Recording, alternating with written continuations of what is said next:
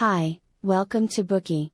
Today we will unlock the book Out of Control, the new biology of machines, social systems, and the economic world. If you are a fan of sci-fi movies, you will notice that the consciousness of robots is often depicted in these movies. Take the widely popular Marvel movie The Avengers. There are plenty of powerful robot characters such as the villain Ultron, a super robot created by humans.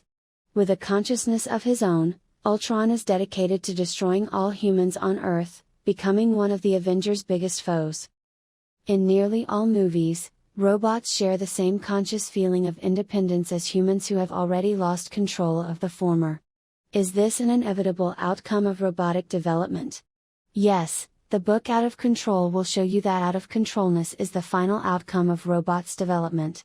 Moreover, just like the natural world, the artificial world will soon possess self-control, adaptability, and creativity. It will then ultimately be freed from human control.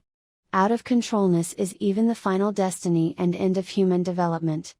According to Kelly, this is also the most beautiful outcome. Out of Control is a work that gives you food for thought about human society and the development of human civilization. Its author Kevin Kelly is regarded as a spokesman and observer of network culture. He is affectionately known as Maverick or by his initials KK.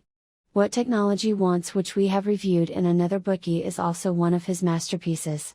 He was both the co-founder and executive editor of Wired magazine. Before founding Wired, he was also the editor and publisher of Steve Jobs' favorite magazine Whole Earth Review. He has had a tremendous impact on icons including Apple's founder Steve Jobs, Steven Spielberg, director of E.T., and the Wachowski Brothers, who directed the Matrix series. The directors of The Matrix even required all the lead actors read the book Out of Control, because this work provides an in-depth analysis of the nature of technology and how it will develop. It makes reasonably accurate predictions about technology trends that we are now very familiar with, including the advent of the Internet of Things, virtual reality, cloud computing, and so on. Next, we will unlock the book in 3 parts to elaborate on why out-of-controlness is the final destiny and outcome of mankind. Part 1, see the logic of bios operating in natural systems from a hive mind. Part 2, mankind introduces biologic into artificial systems. Part 3, the coevolution of life and machines determines the direction of civilization. Let's now take a look at Part 1, see the logic of bios operating in natural systems from the perspective of a hive mind.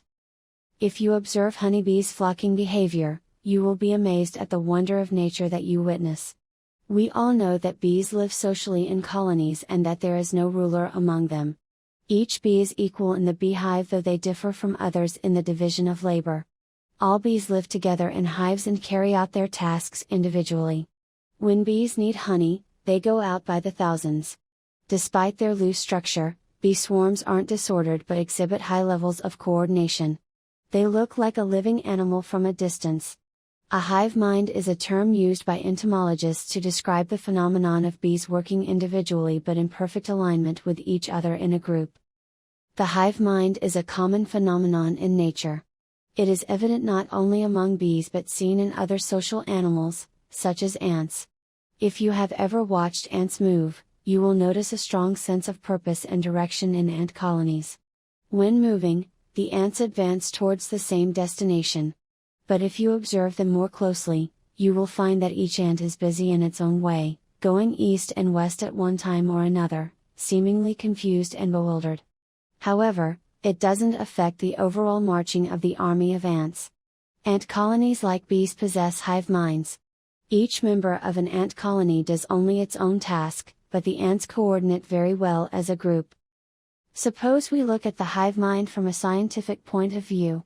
It is a distributed system, a highly decentralized one without central control. Each individual is independent of each other but can be combined into a whole. The Internet, which we are very familiar with and can't do without, is a vastly distributed system. Thinking back to the linkage between individuals and the Internet, there is no central control, and individuals are mutually independent. Isn't this a feature of bee swarms?